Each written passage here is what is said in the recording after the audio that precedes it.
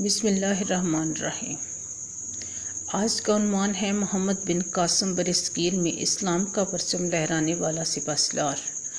یہ کہانی ہے اس نوجوان مجاہد کی جس نے 17 برس کی عمر میں تاریخ کا رخ بدل دیا۔ یہ نام ہے محمد بن قاسم کا، جن کے حوصلے فولاد، نیت پاک اور مقصد رب کی رضا تھا، جنہوں نے تلوار سے نہیں انصاف سے دل جیتے۔ محمد بن قاسم کا لشکر صرف سپاہی نہ تھا، بلکہ وہ اسلام کا کاروان تھا جو ظلمت میں روشنی بانٹنے نکلا تھا۔ کیا آپ جانتے ہیں کہ محمد بن قاسم کا مشن کیا تھا؟ ان کی کامیابی کا راز کیا تھا؟ اور وہ کیسے سندھ کے راجہ دہر کو شکست دے کر اسلام کا جھنڈا اس دھرتی پر لہرانے میں کامیاب ہوئے؟ آئیے جانتے ہیں اس عظیم مجاہد اسلام کی حیران کن داستان، جو آج بھی ہر مسلمان کے لیے مشعل راہ ہے۔ محمد بن قاسم صرف ایک فاتح نہیں، ایک نظریہ تھا۔ محمد بن قاسم کا تعارف۔ کیا آپ جانتے ہیں کہ برصغیر پاک و ہند میں اسلام کیسے پہنچا؟ کیا آپ نے کبھی سوچا کہ 17 سالہ نوجوان ایک مکمل سلطنت کو فتح کر کے تاریخ کا رخ کیسے بدل سکتا ہے؟ آج کی ویڈیو میں ہم جانیں گے محمد بن قاسم، ان کی علمی، اخلاقی اور فوجی تربیت، سندھ پر حملے کی وجوہات، ان کے انقلابی کارنامے اور برصغیر میں اسلام کے قیام کی بنیاد کیسے پڑی۔ محمد بن قاسم 695 عیسوی میں طائف کے قریبی علاقے میں پیدا ہوئے۔ ان کا تعلق ثقفی قبیلے سے تھا اور ان کے چچا حجاج بن یوسف اموی خلافت کے اہم ترین گورنر تھے۔ قرآن پاک کی تعلیم بچپن میں مکمل کی، عربی زبان، فقہ اور فن خطابت میں مہارت حاصل کی، گھڑ سواری، شمشیر زنی اور جنگی چالوں میں بچپن سے دلچسپی رکھتے تھے۔ انتہائی فرما بردار، دیانتدار اور حوصلہ مند نوجوان تھے۔ 8ویں صدی میں سندھ کی ریاست دیبل پر راجہ دہر کی حکومت تھی۔ عرب تاجروں کا ایک قافلہ سرندیب سری لنکا سے واپس جا رہا تھا۔ یہ قافلہ راجہ دہر کے علاقے سے گزرا تو قزاقوں نے حملہ کیا، مسلمان عورتوں اور بچوں کو قید کر لیا۔ ایک عورت نے خلیفہ ولید بن عبد المالک کو پکارا، اے امیر المومنین، ہمیں بچاؤ، ہماری عزتیں خطرے میں ہیں۔ یہ فریاد امت مسلمہ کی ضمیر کو جھنجھوڑ گئی۔ خلیفہ نے حجاج بن یوسف کو حکم دیا، مسلم بہنوں کو آزاد کراؤ اور ظالم کو سبق سکھاؤ۔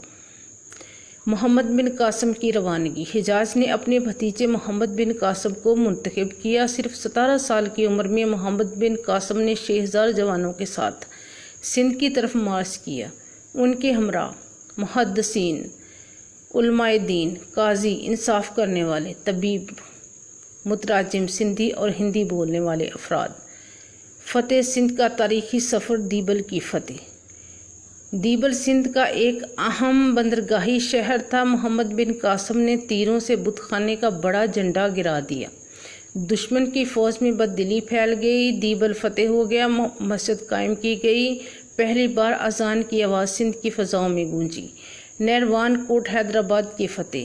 یہ راجہ دہر کے لیے اہم دفاعی قلعہ تھا۔ مسلمانوں نے حکمت سے قلعہ کو محصور کیا، بغیر خون خرابے کے فتح ہوا۔ روار، موجودہ سندھ کے قریبی علاقے کا معرکہ۔ یہی وہ مقام تھا جہاں محمد بن قاسم اور راجہ دہر آمنے سامنے آئے۔ شدید جنگ ہوئی، دہر کا ہاتھی زخمی ہوا۔ محمد بن قاسم کی سپاہ نے دشمن کا صفایا کر دیا، راجہ دہر مارا گیا۔ اخلاق، انصاف اور رواداری۔ محمد بن قاسم نے نہ صرف جنگیں نہیں لڑیں بلکہ دل جیتے۔ ان کے انقلابی فیصلے ہندوؤں کو مذہبی آزادی دی، مندروں کو نقصان نہیں پہنچایا، برہمنوں کو عہدوں پر مقرر کیا اور مسلمانوں اور غیر مسلموں کو ایک جیسا انصاف دیا۔ جزیہ کا نظام نافذ کیا، مگر زبردستی کسی کو مسلمان نہیں کیا۔ ایک ہندو مورخ لکھتا ہے کہ محمد بن قاسم نے ہمیں وہ انصاف دیا جو ہمارے راجاؤں نے بھی ہمیں نہیں دیا۔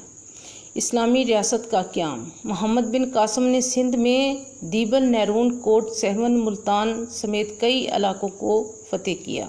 جگہ جگہ مساجد، مدرسے اور عدالتیں قائم کی، پہلی اسلامی حکومت کی بنیاد رکھی، قاضی مقرر کیے، اسلامی تعلیم عام کی۔ خطبہ: ہم زمین فتح کرنے نہیں، دلوں کو روشنی دینے آئے ہیں۔ یہ ان کا معروف جملہ ہے جو آج بھی تاریخ کا حصہ ہے۔ مظلوموں کا مددگار، عوام کا خیر خواہ۔ غریبوں کو راشن مہیا کرتے، زخمیوں کا علاج خود کرواتے، لوگوں کی شکایات خود سنتے۔ ان کے دور میں چوری اور ظلم کا خاتمہ ہو گیا۔ واپسی اور شہادت۔ محمد بن قاسم نے جب پورا سندھ فتح کر لیا تو انہیں واپس بصرہ بلایا گیا۔ اس وقت نیا خلیفہ سلیمان بن عبد المالک بن چکا تھا جو حجاز سے نفرت کرتا تھا۔ بدقسمتی سے محمد بن قاسم کو گرفتار کیا گیا، زنجیروں میں جکڑا گیا اور صرف 20 سال کی عمر میں قید میں شہید کر دیا گیا۔ محمد بن قاسم کے بعد اسلام سندھ سے پورے ہندوستان میں پھیلنے لگا۔ کئی ہندو خاندان خود اسلام کی طرف مائل ہوئے۔ ثقافت، زبان، تہذیب میں عرب اثرات واضح ہوئے۔ اسلام کی پہلی جڑ برصغیر میں مضبوط ہو گئی۔ محمد بن قاسم صرف ایک فاتح نہیں، ایک مسیحی عالم اور خادم دین تھے۔